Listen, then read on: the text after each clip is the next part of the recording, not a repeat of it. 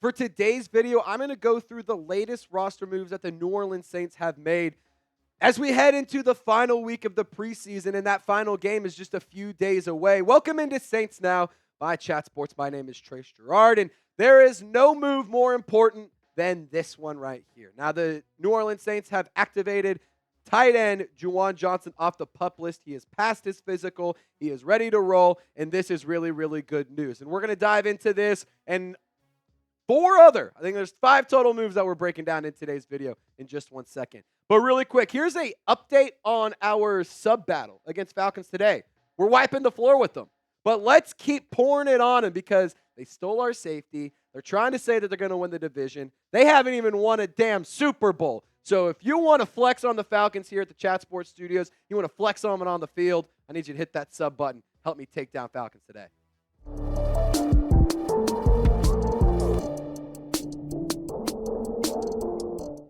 So like I said, Juwan Johnson, he is returning from the PUP list after he has been dealing with an injury over the past few months. He actually had to get foot surgery earlier this summer, and I'm here to tell you right now there's nothing to really worry about because he should be ready to go for week 1 versus the Panthers. And at practices, we've seen Juwan Johnson's his participation get a little slight uptick over the past few days, and he's starting to kind of really get things going. Last night at the open practice at Yulman Stadium at the Tulane football field, Juwan Johnson was active. He was moving around really well. Didn't seem like there was many limitations. So good to see that from him and good to see him back on the field because I do think that the New Orleans Saints offense is going to get a big jump from Juwan Johnson. Now, Dallin Holker, got an update on him because earlier this week, if you guys remember in the preseason matchup versus the San Francisco 49ers, Dallin Holker actually did not play because he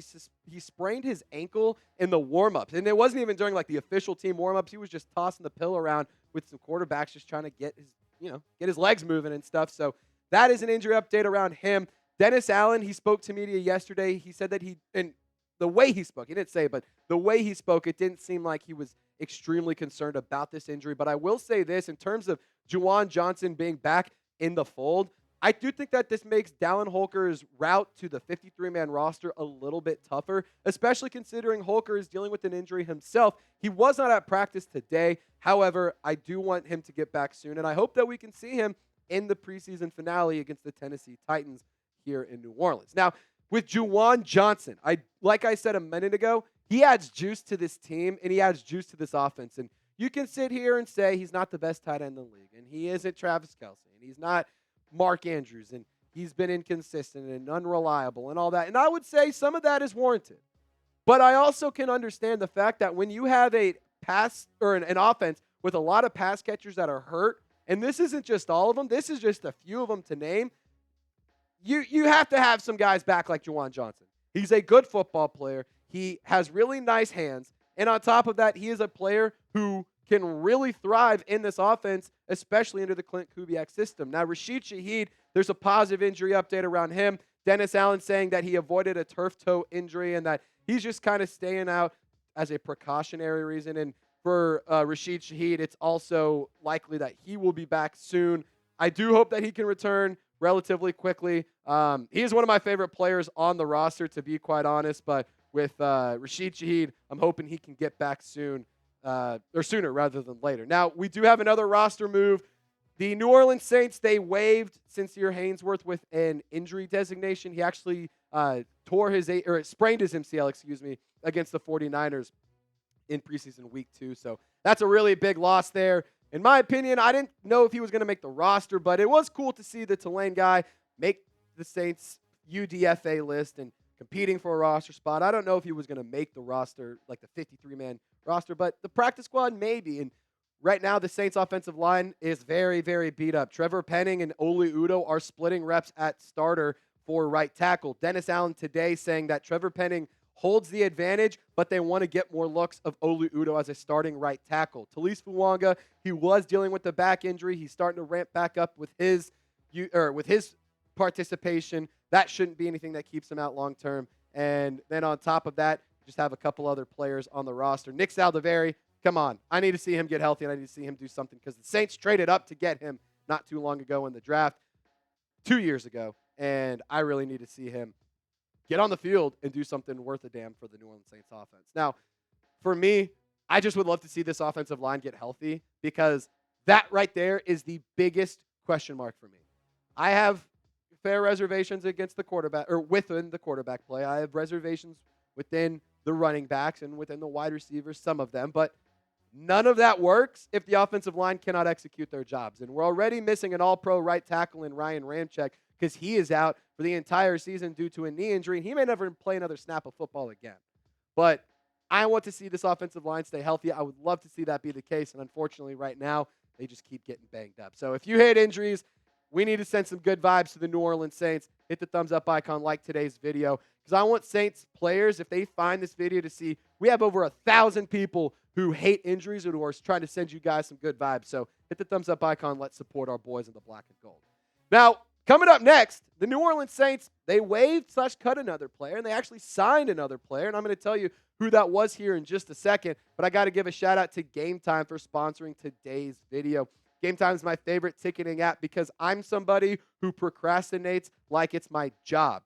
And with Game Time, they have the best seats, the lowest price, guaranteed. And you can actually get $20 off the lowest price guaranteed when you use our code CHATSPORTS. Terms do apply, but I'll tell you this.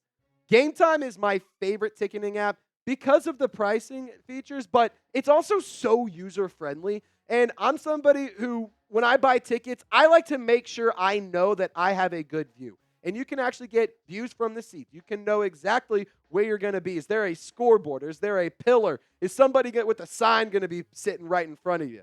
Game Time lets you know. They also let you know when there's cool stadium promos like giveaways and all that fun stuff going on. So Game Time is the best ticketing app for a multitude of reasons. And if you don't believe me, I encourage you to find out for yourself by downloading the Game Time app today. Friendly reminder, terms do apply. If you use our code CHATSPORTS, you'll get $20 off your first purchase. Reminder, use code CHATSPORTS. That's code CHATSPORTS. Get $20 off your first purchase. All that information is in the comments and description of this video. Shout out to Game Time for making today's video possible. So the Saints, they added a cornerback, and it is Juwan Williams, who has been a little bit of a journeyman throughout the NFL. He has a limited career in terms of his games played, only 42 games throughout his career. He has 46 tackles. He was a second-round pick out of Vanderbilt by the New England Patriots. No interceptions throughout his career, 10 pass breakups. And why the Saints made this move? Well, here it is. Jordan Schultz reporting that Kool-Aid McKinstry, he did avoid a significant knee injury, but he is dealing with the knee injury nonetheless.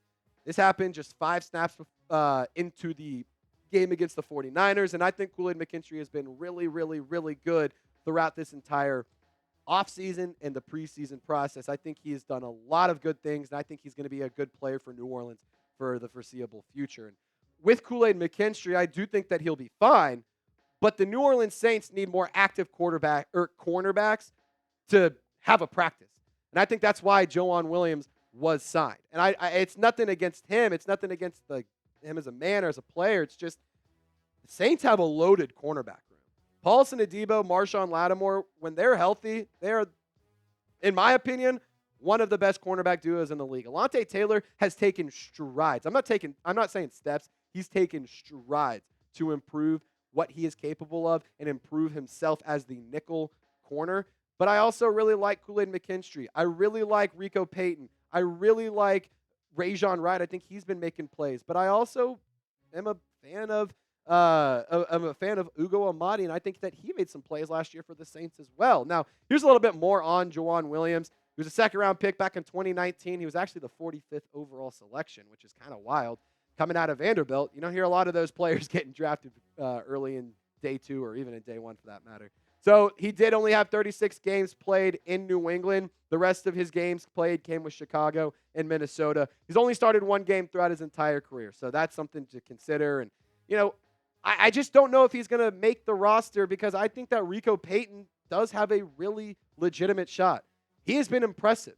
He has 5 tackles and 4 pass breakups throughout the preseason so far. He is dealing with a shoulder injury, but reports coming from Nick Underhill and from Dennis Allen that they're not anything major. It's pretty minor right now. So I think Rico Payton can show that he is still a capable player. If he can get back on the field, he can show how tough he is. And I think that would be enough to get him on the roster. He was the second highest graded rookie in preseason week 1. He had a really good game against the 49ers as well. He's been picked on a lot in practice, and I think that all of that has made him a better player. And I'm not saying he wasn't a good player coming out of Pittsburgh State, but I do think that when he was with the Gorillas, he was playing really well, but Dennis Allen has done a good job of developing him and turning him into an NFL-ready player. So 2 more roster moves for you. Xander Horvath, the fullback, he was waived, so Adam Prentice wins the fullback battle for the New Orleans Saints. And fun fact, he is not jobless anymore. The Miami Dolphins actually picked him up a few days ago. And Caleb Forbes-Dement out of Texas State, he is a rookie, played under G.J. Kinney, and G.J. Kinney took the Bobcats to their first ever bowl game and also had their first ever bowl game win this past year over Rice. Caleb Forbes-Dement, I think just like Juwan Williams, it's going to be kind of a tough battle for him to make the roster. And I think that it's more of a training camp body more than anything. But, maybe he can shake it out and find a way to get to the roster. My parents both went to Texas State, so eat 'em up, Cats. Got to give a shout-out to my folks. But there's the last 2 roster moves, so we broke down 5 roster moves for the New Orleans Saints today. Now, I want you to rate the Saints roster on a scale of 1 to 100. If it's a 1, you think it's terrible. They might not even compete in the UFL. If you think it's 100, you think that they're not going to lose a game. They may win every game by 60. I want you to get down in the comments section. I'm going to be interacting with all of you. And y'all stay golden. We'll see you next time.